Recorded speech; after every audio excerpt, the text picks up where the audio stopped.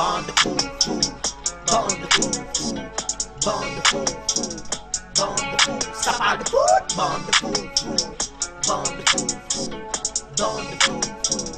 Tchic, tchic, tchic. Hey, what's up motherfuckers, bienvenue sur Bande de Fous, la podcast où on parle de tout, mais surtout de foot. C'est encore la fine équipe, les beaux gosses de compète. Il y a ma main Charlie qui supporte l'AC Milan juste ici.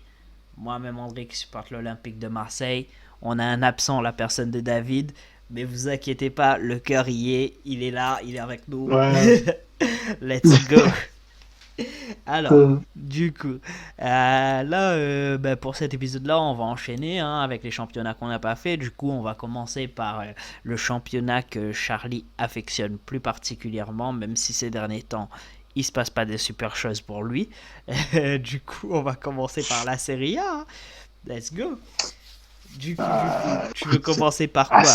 Tu veux pas commencer par la boulette qui entraîne... Non, écoute.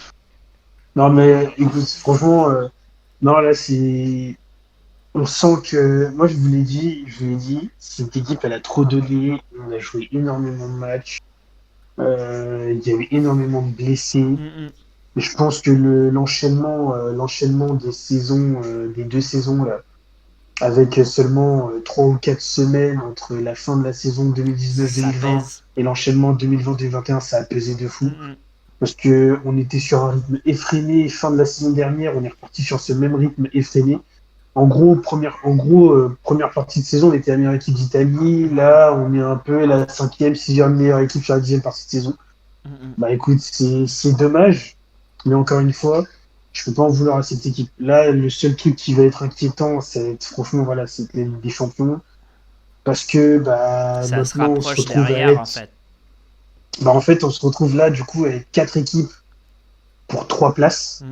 Si on enlève l'Inter de l'équation, du coup, ça fait Milan, Atalanta, Juve, Naples, Juve et Naples. Et le fait de rajouter Naples dans l'équation, c'est inquiétant. C'est inquiétant dans le sens où déjà nous, là, sur les... alors attends, si je me trompe pas, on est à la 29e journée, donc sur les 8 matchs qui nous restent à jouer, on va affronter la Juve et on finit le dernier match par l'Atalanta. Donc c'est ce que je dis. J'espère, idéalement, voilà, j'espère vraiment qu'on va pouvoir profiter d'un match nul entre Naples et la Juve, ce qui nous arrangerait le plus. Parce que sinon, ça va commencer à devenir tendu. Ouais. Vraiment, ça va commencer à devenir tendu. Après, sinon, voilà, moi, je l'ai dit, tant qu'on a la Ligue des Champions la saison prochaine, c'est pas une mauvaise saison. Quoi qu'il arrive. Voilà. Du moment que vous avez la Ligue des Champions, ça reste une bonne saison. Voilà. Par contre, si on n'a pas la Ligue des Champions, là, par contre, ça va être compliqué. Ça va Ça va énerver tous les supporters. Ouais. Voilà. Tant qu'on reste dans le top 4 et qu'on est sur la Ligue des Champions, voilà, ça va. Non, je suis amplement d'accord avec toi. Après, moi, j'avais une question. J'avais une question parce que moi, c'est ce que je louais jusqu'à aujourd'hui chez Milan, c'était l'état d'esprit des joueurs. Tu voyais que tout le monde était engagé de A à Z, du début du match jusqu'à la fin du match. Là, tu ressens qu'il y a un peu quelques relâchements. Tu vois, il y a certains joueurs... Tu vois, de temps en temps, il y a des égarements, etc. Est-ce que toi aussi, tu le ressens de ton côté ou est-ce que c'est que moi, de mon point de vue extérieur, je ressens ça, tu vois? Non, alors, des égarements, je dirais... Alors, moi, c'est pas vraiment des égarements dans le sens où on n'a plus les joueurs motivés. Mais je pense aussi qu'on a peut-être tendance à oublier au fur et à mesure, on est aussi devenu, en fait, pendant la saison, l'équipe à battre. Tu vois, je pense qu'on en parle, on a peut-être oublié cet aspect-là, mais je pense qu'au début de saison, ok, les gens se disaient bon, ok, Milan a fini la saison passée sur une superbe note, et puis voilà. Et en fait, le début de saison, il était tellement haut, on est monté à un niveau tellement élevé en termes de mental, physique ou autre, qu'au bout d'un moment, pareil, on est devenu l'équipe à battre. En fait, donc forcément. Ce qui était impressionnant, c'est que même quand ça flanchait niveau physique, t'avais le mental qui suivait. Mentalement, et du coup, les gars, ils arrachaient toujours une victoire dans la 94e minute, des trucs comme ça, tu vois. Sauf que du coup, là, je pense que pareil, avec le temps, il y a l'épuisement de tout. De tout. Donc un épuisement mental, un épuisement physique. Moi, encore une fois, il faut rappeler que c'est une équipe jeune, une équipe super jeune, et en fait, c'est comme ça que tu apprends. C'est comme ça que tu apprends. Les années précédentes, les jeunes comme Donnarumma, Romagnoli, tout ça, ils ont appris à coups de défaites, à coups de défaites encore et encore, à coups de désillusions, de finales de Super Coupe d'Italie ou de Coupe d'Italie où on se faisait dérouiller. Et ils ont appris, et ils sont devenus meilleurs. Et ben là, cette équipe, elle va apprendre. Elle a appris l'année dernière, elle a pris une défaite 5-0 à l'Atalanta, et là, elle va apprendre encore de cette saison-là, de dire, ce qui reste à faire mentalement, c'est compliqué, tu vois. Voilà, mentalement, c'est compliqué. Après, si on part de ce principe-là, même ne pas choper une Champions League, ça pourrait être un apprentissage. Après, le truc qui est chaud, c'est vu le début de saison qu'ils ont fait, là, à l'heure actuelle, ne pas choper une Champions League, tu vois, c'est là où ça devient compliqué, tu vois. C'était l'objectif numéro 1 de la saison. On a réussi à passer de vouloir la Champions League à gagner le titre. Et après, on est repassé de gagner le titre à la Champions League. Mais c'était l'objectif numéro 1 en début de saison. Non, je veux bien, tu vois, qu'il puisse y avoir une fatigue mentale, un apprentissage, tout ça, mais la Champions League, ça, c'est un must-have. On est obligé. C'est une obligation, les joueurs ont, parce que les joueurs aussi veulent la jouer. Ils savent que le club mise tout là-dessus. Il faut qu'on y aille. Là, il n'y a pas de question à se poser là-dessus. Il faut qu'on y aille.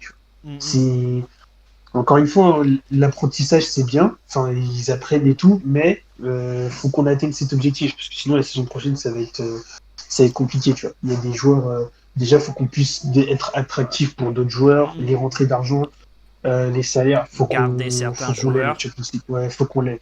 Et comme tu le dis, rien que pour la première partie de saison, tu vois, c'est quand même un groupe de joueurs qui méritent. Mais largement. Moi, je pense que vous êtes méritant d'être qualifié en Ligue des Champions sur cette saison. Parce que clairement, tu regardes le début de saison, c'était juste spectaculaire. C'était incroyable ce qui était fait. Et jusqu'à aujourd'hui, moi je trouve qu'à l'heure actuelle, être où vous êtes dans un championnat où vous avez une Juventus de Turin qui a Cristiano Ronaldo, un Inter qui est quasi imbattable vu leur effectif, un Atalanta qui met des scores fleuves pratiquement à chaque match, tu vois, un Naples qui s'est quand même bien débrouillé sur toute la saison malgré certaines absences, et là qui redevient encore plus fort avec le retour par exemple de Osimhen ou de trucs comme ça. Moi je trouve que dans un championnat où t'as ce genre d'opposition, je trouve que c'est intéressant d'être où vous êtes, tu vois. Maintenant le capitaliser en finissant en Champions, ça serait encore plus intéressant, tu vois. C'est ça. Moi je te cache pas, après ça te paraîtra peut-être arrogant, mais pour moi on est encore la meilleure équipe d'Italie. Sauf que effectivement, pour moi, sur la saison, voilà, exactement, il y a l'usure. Tu vois, faut pas oublier aussi que c'est pas comme si on avait recruté que des joueurs qui sortaient de grands clubs, des mecs ultra talentueux. Déjà, l'effectif, il n'est pas composé. Les Tomori, etc., fallait aller les chercher, tu vois. Tu vois, voilà, c'est ça. Donc en fait, si tu veux, c'est là où je parle d'apprentissage, dans le sens où le fait de ne pas choper le titre après un début de saison pareil, ça va tous leur servir une leçon. Les comptes seront faits en fin de saison, de dire voilà pourquoi il y a eu autant de blessures, pourquoi ci, pourquoi ça. Encore une fois, c'est vrai que voilà. Après, ce qui va être intéressant, c'est si par exemple demain la Juve qui joue Naples, par exemple s'ils font un match nul ou un truc comme ça, il faut qu'il y ait match nul. Ça risque d'être intéressant, tu vois. C'est le résultat, c'est le meilleur résultat possible pour nous. C'est sûr que là, si l'un des deux gagne et recolle à 1 point derrière vous, c'est chiant. Mais voilà, tu vois, c'est chiant. Mais ce qui sera cool, c'est que voilà, après du coup 29 journées pour nous, l'avantage c'est qu'on peut encore dire on a notre destin entre nos mains. Donc en fait, tu vois, par rapport à ce que je disais de Lyon dans l'épisode Ligue 1, c'est de dire voilà, on a notre destin entre nos mains. Là, aujourd'hui encore, on va arriver à la 30e journée le week-end prochain. C'est à nous de décider si on peut jouer la Ligue des Champions. C'est ça, c'est important. Vous n'êtes pas encore dépendant des résultats des autres, quoi. Exactement. Et ça va être important de garder ça jusqu'au dernier match. De garder ce truc de dire on a notre destin entre nos mains. tant que, comme tu le dis, tu vois, si d'un côté, si on va dire la Juve-Naples, il y a un gagnant. Ok, il y en a un qui va recoller à 1 point, mais il y en a un autre qui va rester à 4 points. Ouais. Tu vois. Donc, dans tous les cas, faudra voir le verre à moitié plein. Parce que s'il y a match nul, c'est parfait. Oui, non, l'idéal c'est de rester dans ces places qualificatives. Mais exactement. Donc le truc, c'est que voilà, moi pour le moment, voilà, sur ce qui arrive en ce moment, les joueurs, tout ça, moi je vous dis, on fera un bilan à la fin de la saison, histoire de dire. De toute façon, à la fin de la saison, on fera un gros bilan. Je l'annonce maintenant. On fera un gros bilan sur chaque championnat. On fera nos pronostics sur ce qui va arriver, notamment sur le mercato d'été. Parce qu'après, en été, il y aura le mercato et on va faire nos petits épisodes mercato où on va rigoler parce qu'il va y avoir des choses qui vont se passer, je pense. Là, moi, je te le dis, je sens que ce mercato, il va être bouillant. Donc après m'avoir fait faire des podcasts sur un balcon, vous allez me faire des podcasts en vacances. T'inquiète, je le saurai aussi, ça va être rigolo, t'inquiète. Non mais incroyable. Ouais. Non mais après voilà. Moi c'est surtout le dire, l'entraîneur aussi c'est pareil, tu vois. On en reparle pas assez, mais c'est pas de base Stefano Pioli, c'est pas un mec qui a souvent entraîné des équipes dans le haut du tableau. C'est un super mec, c'est un super manager d'hommes. Il arrive très bien à cadrer les jeunes et à faire ressortir leur plein potentiel. Moi, aujourd'hui, je ne veux pas poser la question parce qu'effectivement, faudra pas oublier tout le travail qu'il a fait. Mais je pense à terme que si on veut revenir et redevenir l'équipe, le Milan dominant qui gagne des titres, je pense qu'il faudra qu'on parte vers un changement d'entraîneur. Ce qui n'est pas forcément une mauvaise chose, comme on peut l'entendre tout le temps, comme on peut le penser tout le temps. Parce que voilà, il faut pas oublier que voilà, c'est un entraîneur qu'on regarde sa carrière la plupart du temps, il l'a passé dans des clubs moyens, dans des petits clubs, redresser des petits clubs et tout. Est-ce qu'il faudra peut-être pas aussi passer cette barrière-là de dire un entraîneur qui a de la poigne et qui a un jeu, de dire voilà, il sait ce que c'est. Là déjà, au moins, tu vois, c'est pour faire le parallèle et pour finir sur Milan un peu, c'est un peu comme ce qui a traversé l'Inter il y a 3-4 ans. Ils ont commencé, tu vois, après Franck de Bourg. Franck de Bourg, c'était une catastrophe. Il n'est pas resté longtemps. Ils ont pris Luciano Spalletti. Le Spalletti, il est resté 2 ans et demi, je crois, si je ne me trompe pas, 2 ans et demi, 3 ans. Ouais. Il a redressé le club. Il a remis l'Inter en haut du panier en Italie.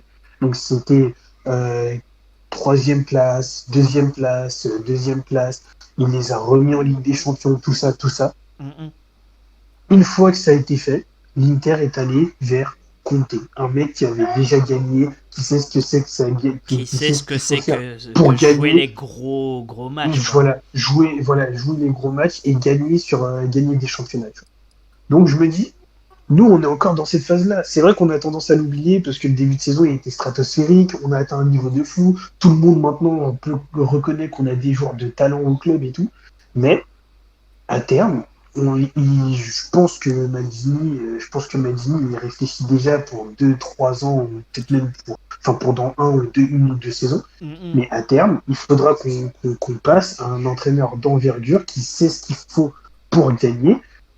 Et quand le club sera plus à même financièrement de pouvoir dire à cet entraîneur, ok, tu viens et nous on peut t'apporter telle ou telle garantie financière pour acheter tel ou tel joueur, là on reverra un Milan dominant en Italie, en Ligue des Champions. Mais pour le moment, on est toujours dans cette phase de reconstruction que les gens ont tendance peut-être des fois à mettre de côté. Ouais, je vois ce que tu veux dire. On est dans une...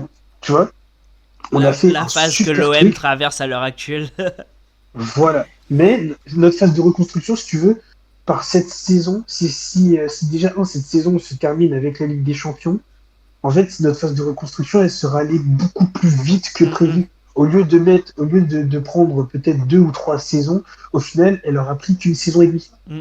Tu vois, une saison et demie, c'est-à-dire depuis janvier de l'année dernière. Ouais. Donc au final, voilà, on pourra se dire, ok, c'était beaucoup plus rapide que prévu, mais faut garder la tête froide, tu vois. Et moi, c'est ça que je kiffe, c'est que voilà, les supporters, oui, nous, on a moins la tête froide parce que on a le club là, tu vois, mais j'ai l'impression que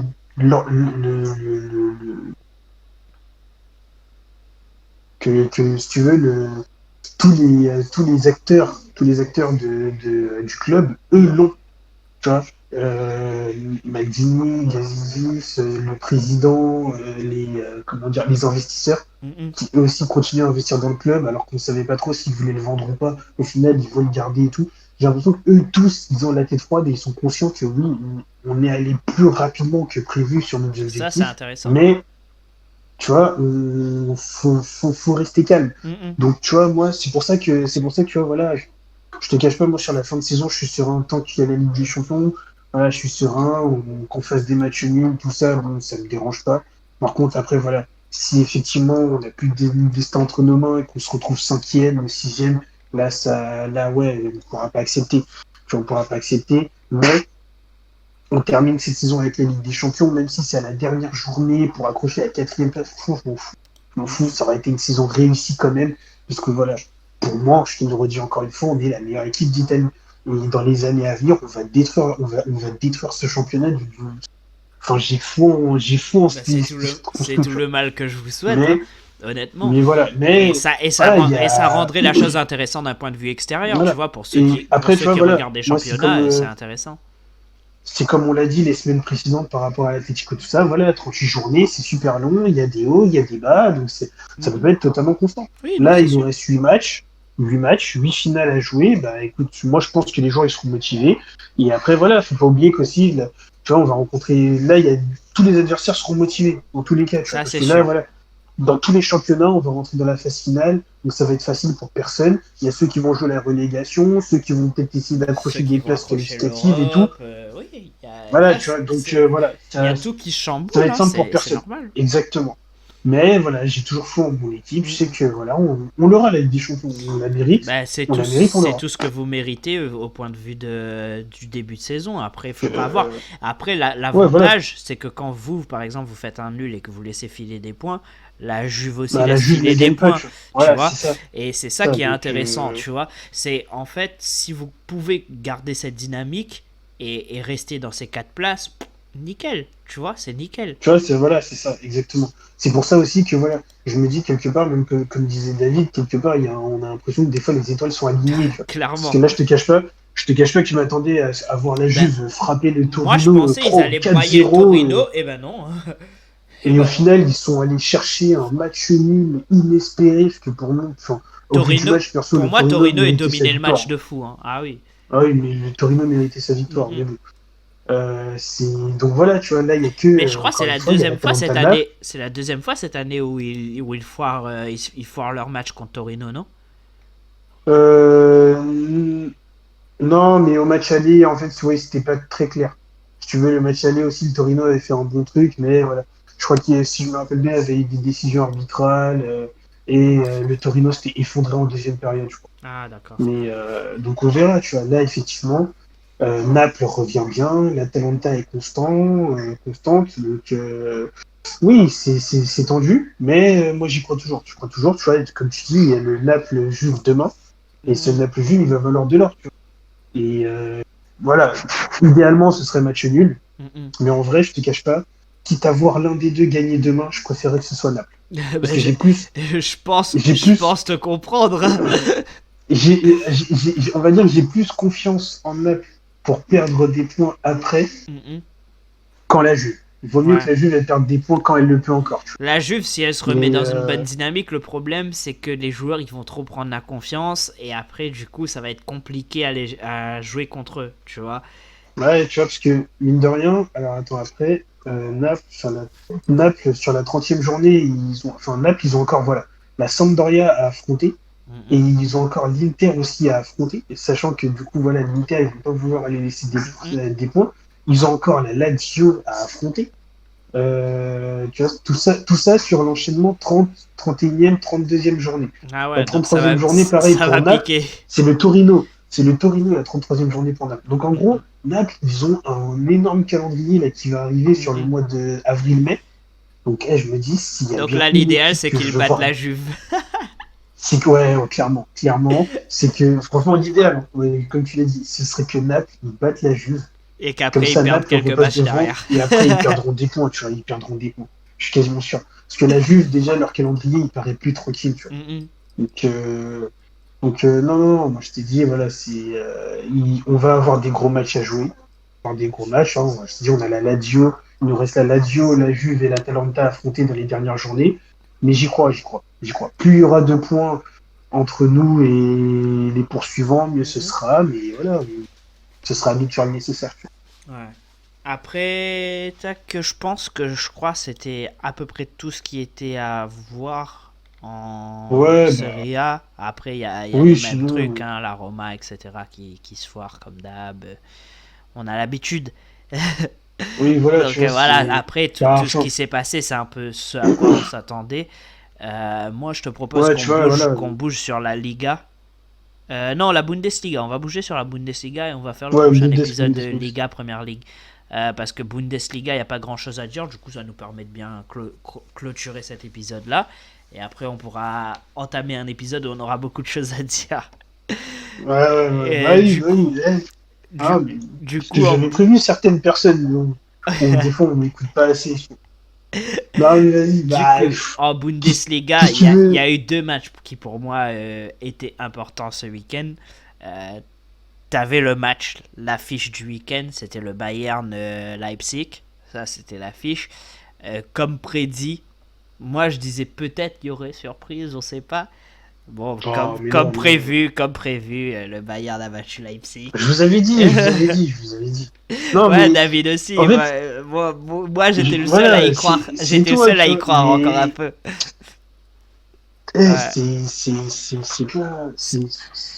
T'affrontes pas n'importe qui. En fait, le Bayern, c'est trop une machine imbattable. C'est incroyable. Non, mais faut avoir les reins solides. Parce que quand tu regardes le match, moi, pour moi, le match nul aurait été mérité, hein, pour Leipzig. Ils ont eu des occasions. Non, ils ont eu de sacrées occasions. Je pense à Dani Olmo dans la surface en deuxième période, quand sur sa frappe pied droit, il la met trop à gauche. Ouais. Tu vois, genre, non. Il aurait pu avoir match nul. Mais t'affrontes le Bayern. Et le Bayern, dans ce championnat, c'est Goliath. Mais je pense que c'est pas que dans ce championnat, je pense. Je pense que... Non, parce que je les trouve moins... tu vois, cette année, ils me font moins peur en Ligue des Champions. Ah ouais. Je trouve qu'en Ligue des Champions, moi je trouve... Enfin, tu vois, si on doit parler de la Ligue des Champions, je trouve que genre, cette saison... alors, Paris, tu vois, là, par exemple, sur les deux confrontations, sachant qu'il y a des absents des deux côtés, mais que, voilà, l'absent au Bayern, il y a quand même Lewandowski. Gnabry sera pas là. Tu vois, Gnabry sera pas là, on l'a appris aujourd'hui. Donc, ça va être Choupo-Moting en pointe. Voilà, tu vois, et je me dis, Choupo-Moting en pointe, bon, ça va aller pour Marquinhos et Kimpembe, tu vois. Mais je me dis surtout, vu ce qu'on a vu de la défense du Bayern, si Mbappé il est dans de bonnes dispositions, il peut faire du sale, hein, parce que la défense du Bayern, elle est assez lente. Hein. Tu vois, elle est assez lente. Sur le côté de Mbappé, c'est qui? C'est... sur le côté de Mbappé, ça va être Pavard. Mbappé il joue à gauche, donc droite, ça va être Pavard. Ça va être Pavard, donc non, tu vois, Pavard pareil, c'est pas non plus un mec qui va ultra vite, mais bon, même s'ils se connaissent en sélection. Donc non, moi je trouve que le Bayern, il faut moins peur en Ligue des Champions qu'en championnat. Et puis même, je dirais que voilà, il y a peut-être City qui peut faire quelque chose encore en Ligue des Champions. Liverpool, mine de rien, sur ce qu'ils ont montré, on se dit ils sont pas à prendre à la légère non plus. Ils peuvent créer une petite surprise face au Real. Voilà, il y a plein de choses qui peuvent se passer encore. C'est la Ligue des Champions. De toute façon, c'est la Ligue des Champions. Il n'y a que des grosses équipes à ce stade de la compétition. Exactement. Donc tout peut arriver, tu vois. Mais en championnat, tu discutes pas avec le Bayern. C'est intraitable. Ouais, voilà, c'est intraitable. C'est soit t'arrives et t'as des arguments aussi solides que, et là tu peux dire, ok, ce qui n'est pas possible. Je vais prendre le championnat. Tu vois, voilà. Ou alors, en fait, il y a toujours un moment, en fait, où tu finis par abdiquer, c'est tout. Voilà. Leipzig, ils sont bien. C'est encore c'est une belle équipe. C'est une équipe encore jeune, encore perfectible. Par contre, mais voilà, c'est archi intéressant que Leipzig il propose ce qu'il propose, parce que Leipzig, c'est quand même 4 défaites uniquement Ils ont 17 matchs gagnés, 6 nuls. Après, voilà, quoi. Pour moi, je trouve qu'ils ont de bonnes stats. Des stats de là où ils sont, voire de premier. C'est juste que le Bayern. Ils ont des bonnes stats. C'est juste que le Bayern, c'est une équipe qui met 44 buts. Tu vois, c'est une machine. C'est une machine. C'est juste, voilà, c'est une machine. Voilà. Non, je t'ai dit, tu vas affronter le Bayern, mais il faut que tu sois solide sur les appuis. Mais très, très solide. Ça, c'est sûr. Voilà, c'était un match ouvert, il y a eu des occasions, mais voilà, on n'a jamais vraiment senti que le Bayern ait tremblé parce que le Bayern, ils sont trop sereins. En fait, mentalement, le truc, c'est ça. C'est le Bayern, tu te dis juste à quel moment ils vont mettre ce but qui va leur faire gagner, en fait. C'est juste exactement, ça. Tu vois que le débat, il est à peu près équilibré, mais quand même, tu sais que le Bayern, à un moment donné, il va mettre ce but et basta, tu vois. Voilà. Il y a trop de bons joueurs, il y a trop de mecs qui laissent leur ego de côté. Quand tu vois Müller, Kimmich, même Alaba, tu vois, par exemple, toi qui parlais dans l'épisode de Ligue 1, de joueurs des joueurs en instance de départ, tout ça. Alaba, on sait déjà qu'il veut pas signer avec le Bayern. On sait toujours pas où il veut aller, puisqu'il a toujours rien annoncé, il a toujours signé nulle part. Et pourtant, il est là, il fait le travail de manière sérieuse, professionnelle. Et je pense qu'au niveau du groupe, personne se dit ah ouais, il joue peut-être plus parce que patati patata. Parce qu'il fait le taf. Son entraîneur continue à l'aligner parce qu'il a besoin de lui. Hop, et ça marche, tu vois. Donc non, c'est une machine. Mentalement, ces mecs-là, ce sont des machines. Et je suis d'accord avec toi. Tous les gros clubs européens devraient prendre exemple sur le Bayern, parce que mentalement, ils créent des machines. Franchement, c'est trop solide. Ils vont prendre chaque match et ils vont les broyer, en fait. C'est juste ça. Non, c'est dommage, parce que voilà, Leipzig, on se disait c'était peut-être la saison pour faire quelque chose, mais voilà, ils repasseront comme tout le monde. L'année prochaine, on verra. On espère. Après, le problème, c'est qu'ils vont, comme d'hab, ils vont se faire dépouiller, parce que ça parle de vouloir recruter Nkunku chez plusieurs grosses équipes. Ça parle de, après, Upamecano, c'est sûr qu'il va aller au Bayern. Tu vois, il y a plein de choses comme ça, tu vois, donc ils vont perdre de sacrés joueurs, donc à voir ce qu'ils vont construire derrière, tu vois. Voilà. Après, l'avantage de ce club, c'est que voilà, c'est un peu le Porto nouvelle génération. C'est de dire voilà, ils arrivent à faire des coups, à sortir des joueurs qu'on ne connaît pas, et ils arrivent toujours à reconstruire. Tu vois, par exemple, voilà, le Bosley, on l'a toujours pas vu parce qu'il est blessé, mais voilà, ça va être une recrue lui aussi pour la saison prochaine. Quand ils sortent Upamecano, Mukile, Konaté, personne les connaît, ces types. Personne les connaît, tu vois. Donc, sauf que là, tout le monde les veut. Tout le monde les veut, tu vois. Donc, non, s'il y a bien une chose, c'est que voilà, tant que cette équipe arrive à garder son entraîneur, parce que je pense que lui aussi, il est quand même convoité, il est quand même au centre du projet. Tant que Nagelsmann reste, on peut se dire que cette équipe, elle peut recruter des joueurs qu'on connaît pas et en faire des pépites. Des monstres. Si Nagelsmann il est plus là, on pourra avoir des doutes, tu vois. Mais en tout cas, non, c'est très fort. Moi, sur l'avenir, j'ai pas de doute pour Leipzig. Je sais que voilà, peut-être qu'un jour ils finiront par gagner ce championnat. Mais j'espère pour eux. Mais après le problème, c'est qu'avec ce Bayern-là, ça va être compliqué. Et surtout s'il se renforce derrière, tu vois, par exemple, tu perds un Alaba, tu gagnes un Upamecano, tu vois, tu vois, ça reste trop fort. Ça reste trop fort. Mais après voilà, on sait jamais, tu vois, on sait pas. Les Bayern ont dit ça, d'accord, mais bon, on sait pas si on sait qui va rester. Upamecano, faut qu'il s'adapte, parce que regarde, par exemple, pour le moment, Lucas Hernandez, il a fait un super match, mais sur la saison, c'est pas non plus fou pour un mec qui a coûté 80 millions. Donc bref, il y a plein de trucs qui vont rentrer en compte. Même si oui, on peut partir du principe que ce sera encore une armada. Puis même, c'est pareil, c'est une équipe, mine de rien, certains postes, ça commence à vieillir. Faudra un jour parler du remplacement de Thomas Müller, un jour de Lewandowski. Oui, dans 2-3 ans, le Bayern, ce sera peut-être plus trop ça. Mais voilà, on sait que c'est tellement bien structuré. On sait que déjà, au moins l'année prochaine, ça fera encore du sale, normalement. Voilà, tu vois. Mais après, voilà, c'est tellement bien structuré que normalement, quand t'arrives, tu te fonds dans le moule et puis voilà, basta, tu vois. Donc, on va voir ce que ça donne. On va voir. Après, Bayern, moi, l'autre match qui m'a interpellé ce week-end en Bundesliga, c'était un match que j'attendais parce que c'était l'Eintracht contre Dortmund. Dortmund, comme on sait, toujours porté par le certain Monsieur Haaland. Et l'Eintracht qui fait une superbe saison. Deuxième partie de saison. Ah ouais, pour moi, ouais, deuxième partie de saison, parce que c'est vrai que le début de saison, il était moyen, mais la deuxième partie de saison, elle est incroyable. Et du coup, il gagne contre Dortmund. Et c'est malheureux pour Haaland, hein. C'est malheureux pour Haaland parce qu'il semble être seul contre tous. Tu vois, c'est un peu ce que ça donne comme impression quand tu regardes les matchs de Dortmund cette saison. T'as l'impression que Haaland, il est tout seul. Tu vois, ouais, c'est ça. Qui joue, mais qui est seul. Franchement, je sais pas ce qui s'est passé à l'intersaison. Je sais vraiment pas aussi.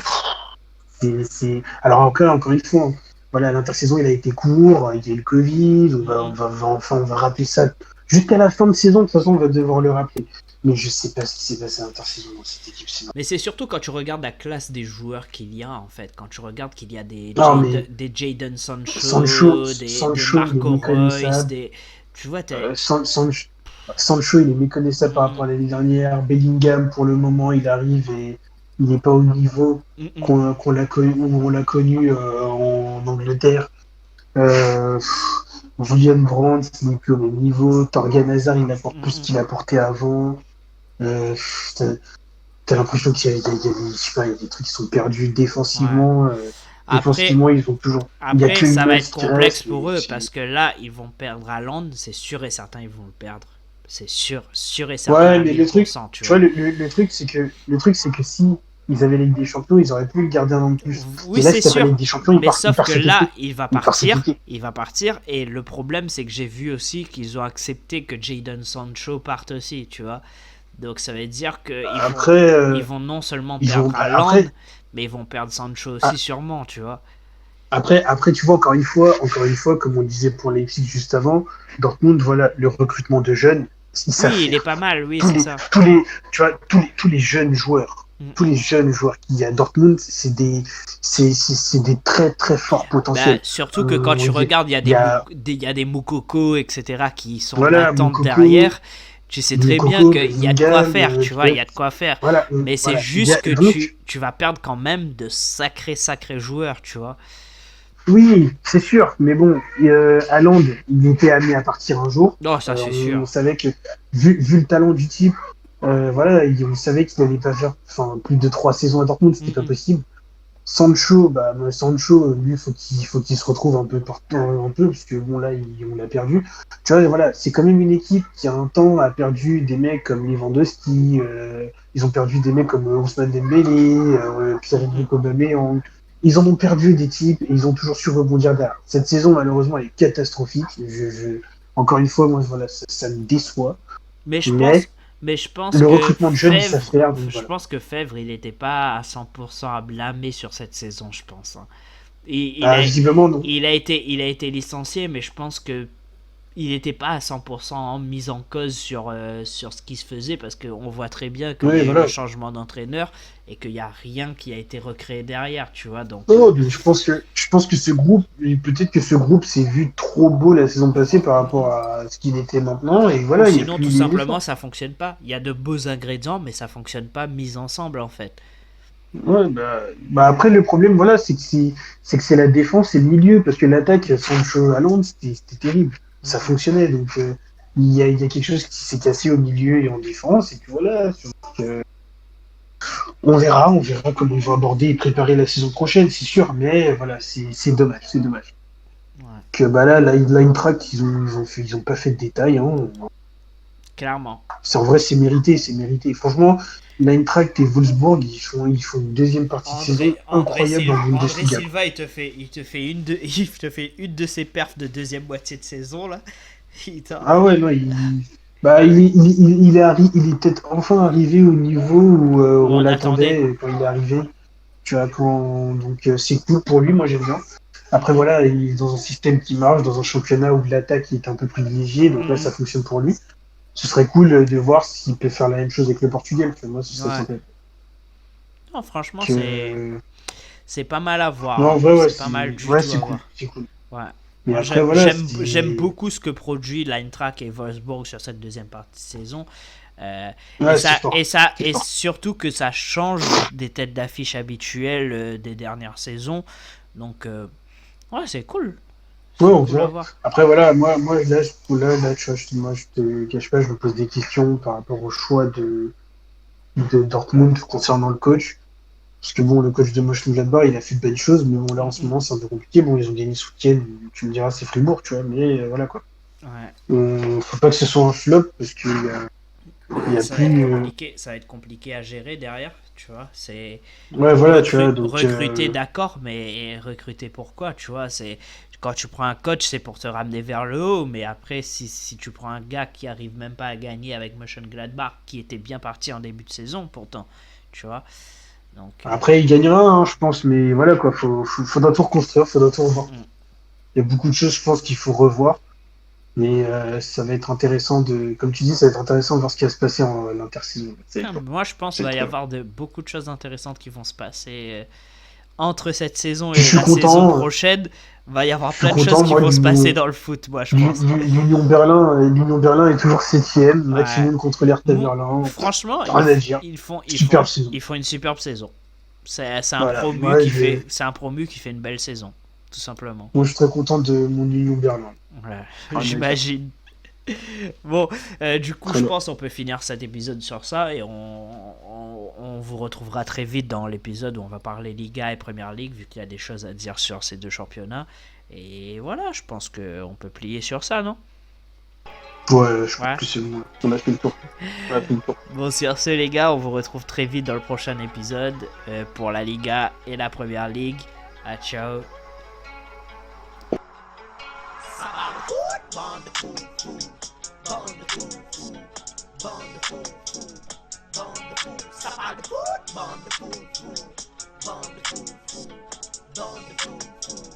Chicken, chicken.